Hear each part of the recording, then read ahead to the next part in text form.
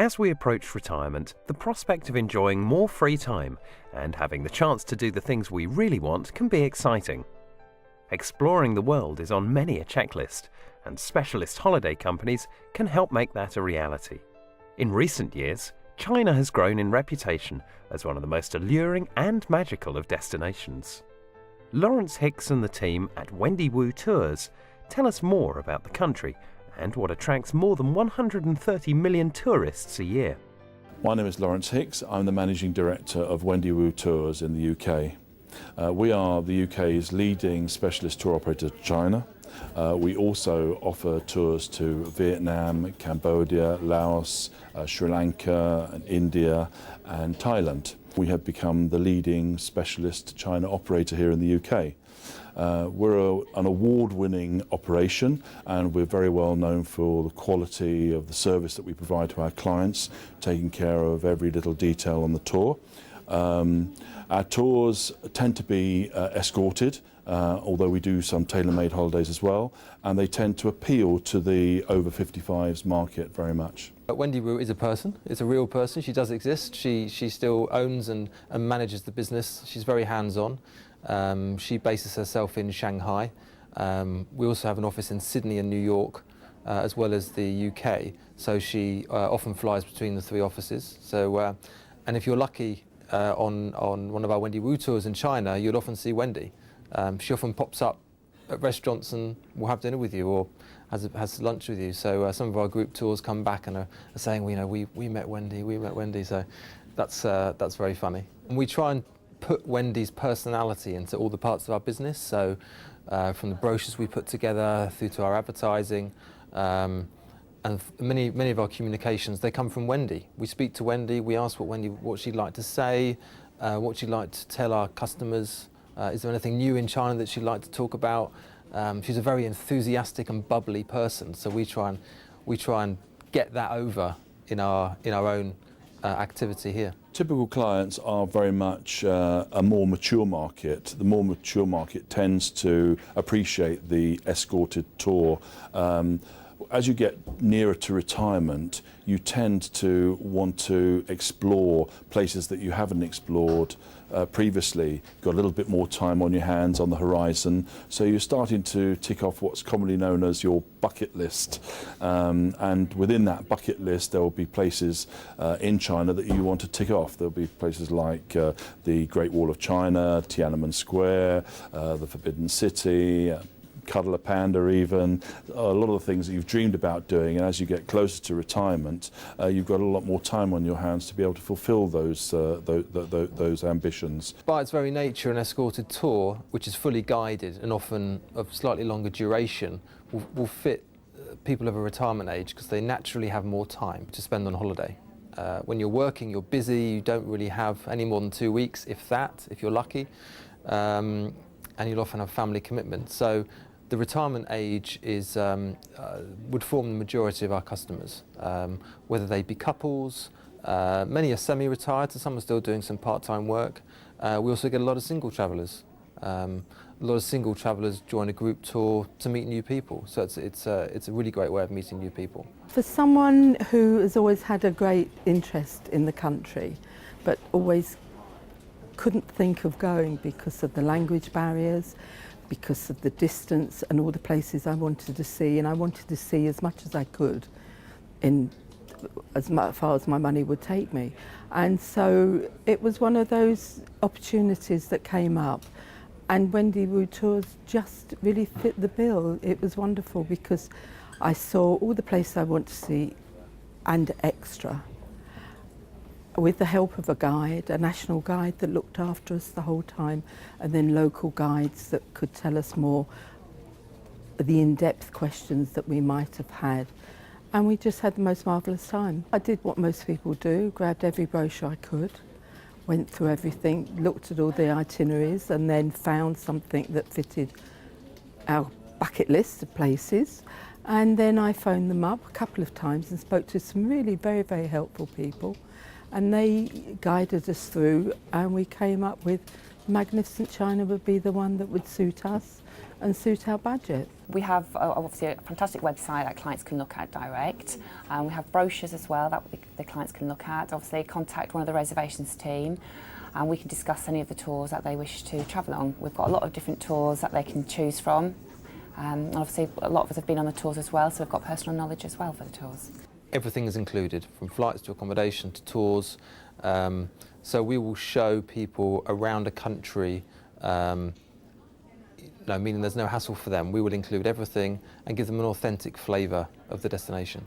I'd like to go back and see some of the places again and some other ones if the tour would take me there. People who are a little bit older tend to like the escorted tour environment because you're sharing a tour with people who have common interests. Everything is well organised for you. Your visa are taken care of, your hotels are organised, your transfers. It's a complete package. So it actually makes the whole experience that much easier, much more pleasant for a mature person. Clients are a bit older now, want to travel a bit more further afield, want to feel secure as well, and have the knowledge and expertise of ourselves, knowing that we've been there, and obviously the guides and national escorts out there.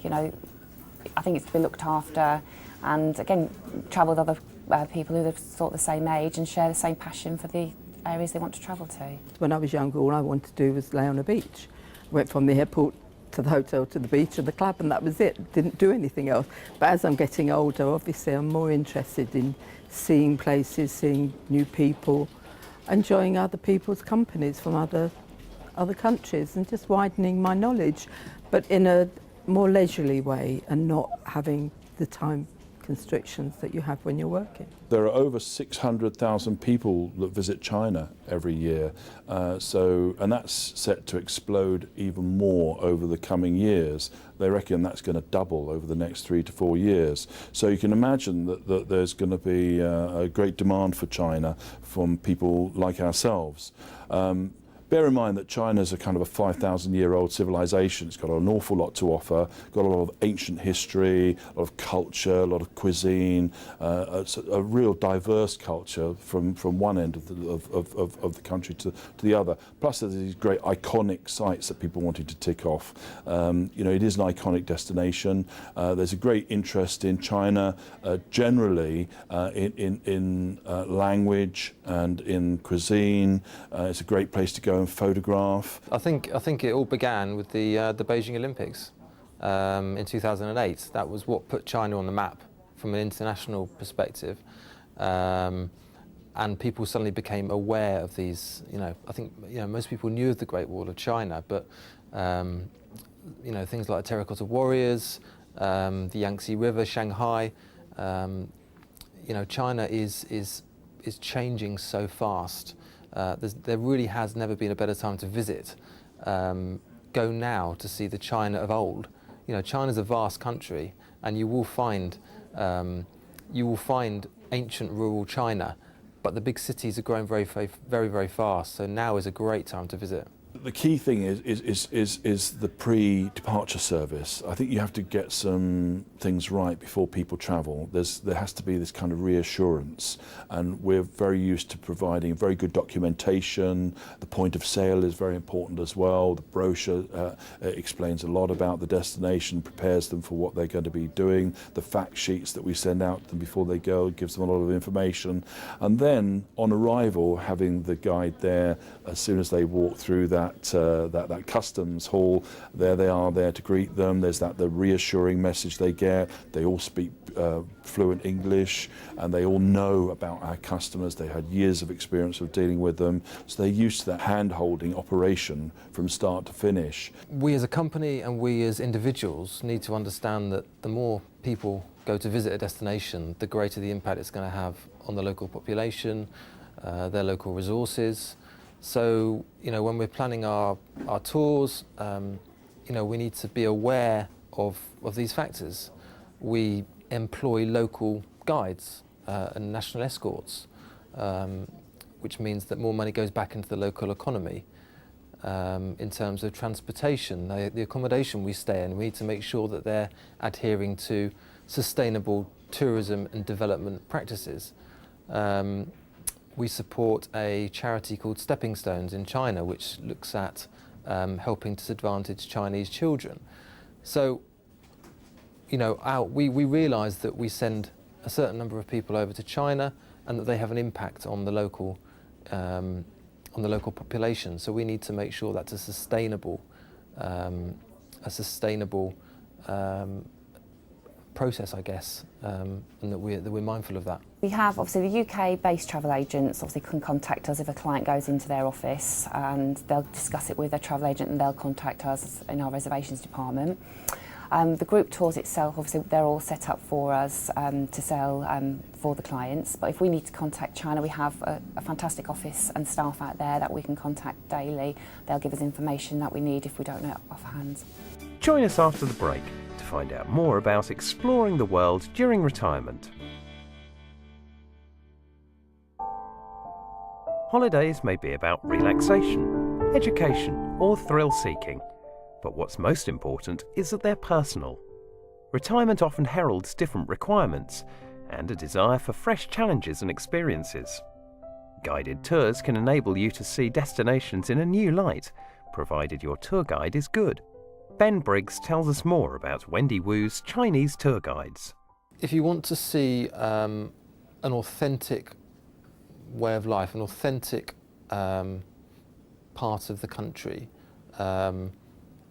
guided by the local experts, we only use local guides. Our national escorts, which accompany you for the entire duration of your tour, are local. They're Chinese. They will be able to impart their own knowledge and their own. They might have, you know, stories from their childhood that a Western guide, for example, couldn't do. They'll be able to give you real insights into the psyche of the Chinese people, what it's like growing up in China. If you go to Xi'an to see the terracotta warriors, the local guides will live in Xi'an. You often go and have lunch with a local family. They might invite you to go and stay with them for an afternoon. So, you know, that's the kind of thing that you'll get on a Wendy Wu tour.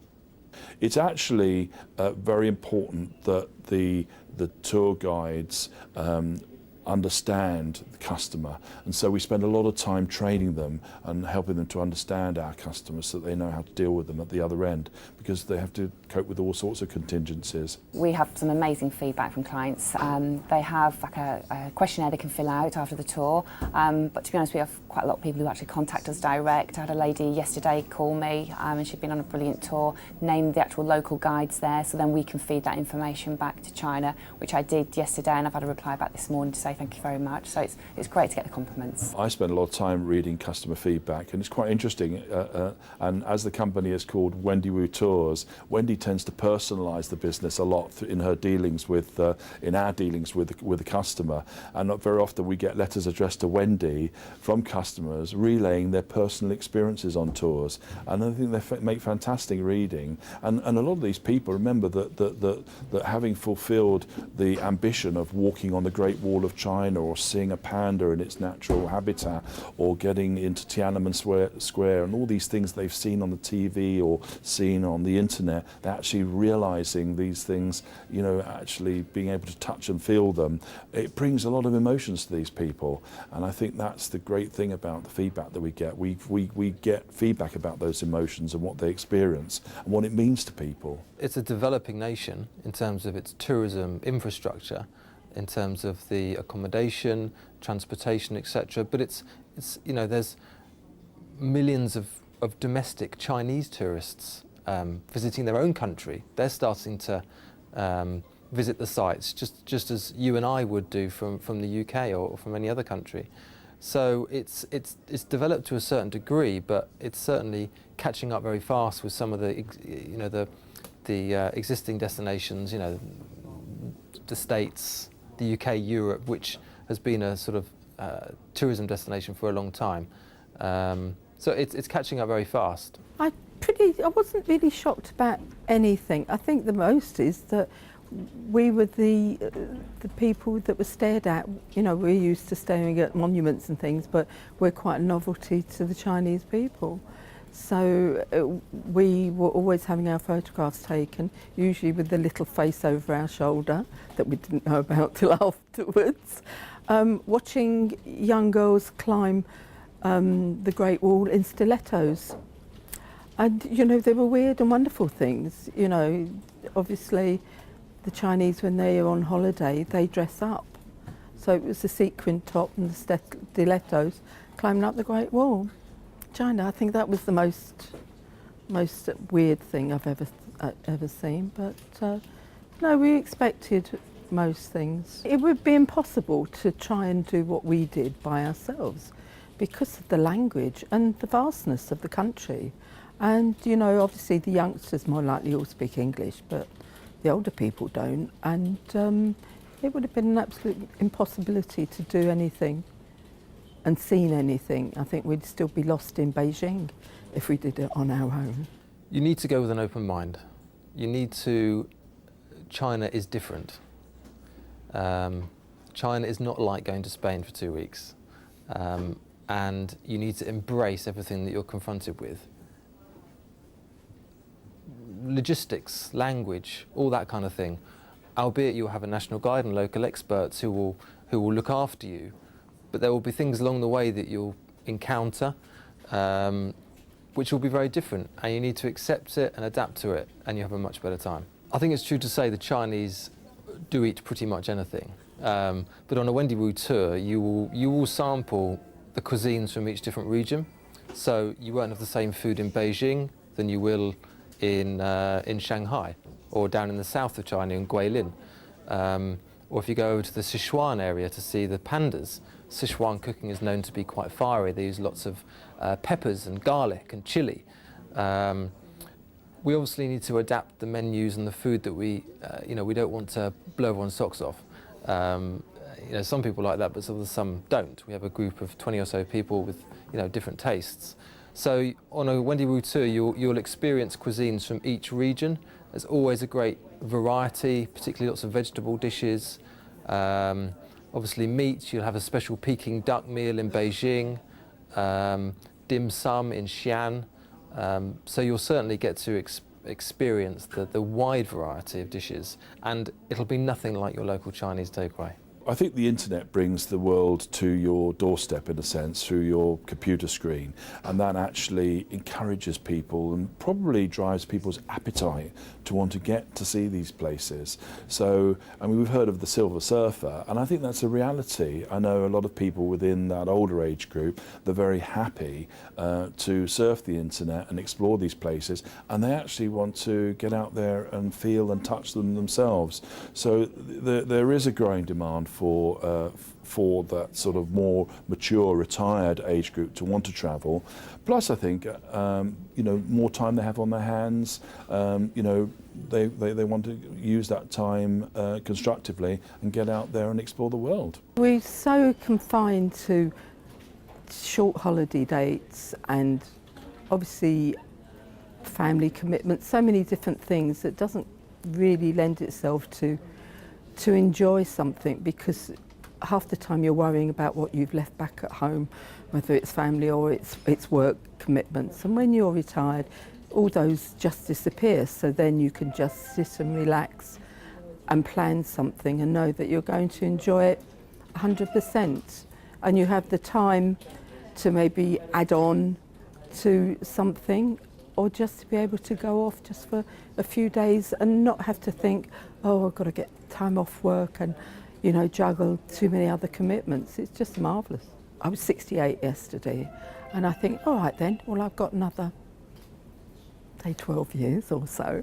So, I'll just keep on till my money runs out. Holiday is obviously a relaxation from your normal routine.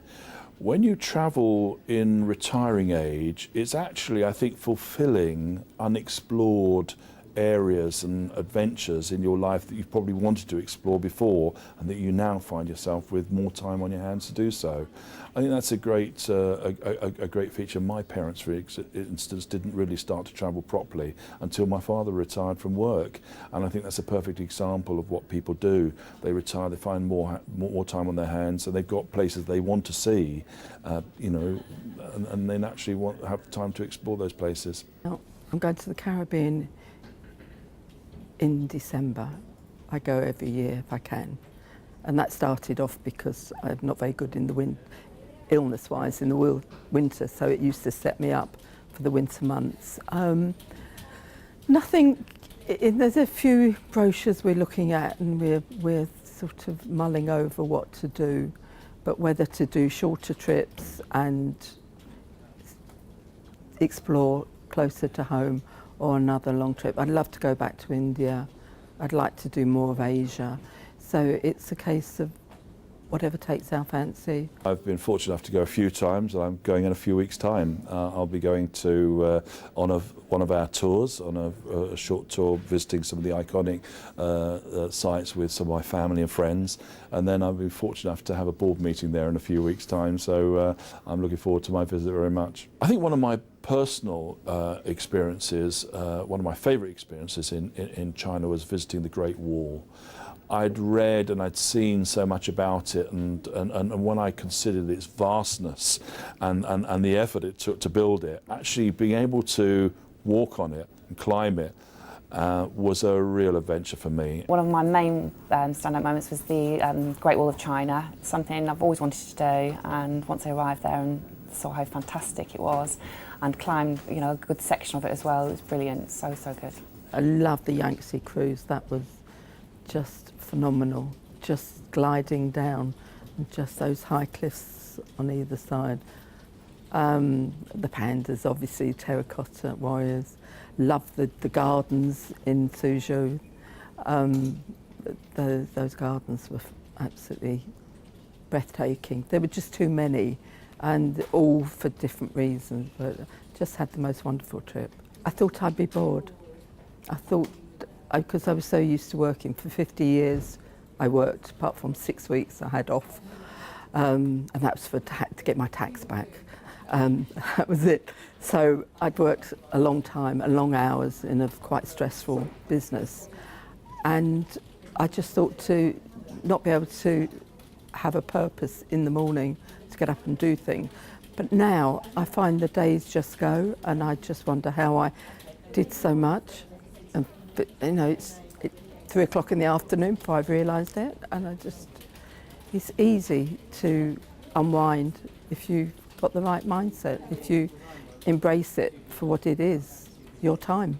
I always go out every day, it doesn't matter where I am, I always go out, get some fresh air, walk. Never stay in all day. I think that's it. Not to veg, not to just sit on that settee and watch TV all day and do nothing. Do something. There's always something to do. It's great. I do a little part-time job that just ticks me over every now and then, and that's fine. That's all I need, really. My grandparents, it was always saving everything for a rainy day, and nowadays you don't know how long you've got. So just embrace everything and do what you can within your means and within what you want to do, and just go for it, because rainy days might or might not come. I've got my health, and while I've got my health, I want to travel, I want to do things. When I can't, then I've got good memories, and that's fine. But at least I know I've done something and seen something of the world. Having more time is one of the great benefits of retirement. Every year, more people are using that time to travel. Throw a spirit of adventure into the mix, and you have a combination that opens up, quite literally, a world of possibilities.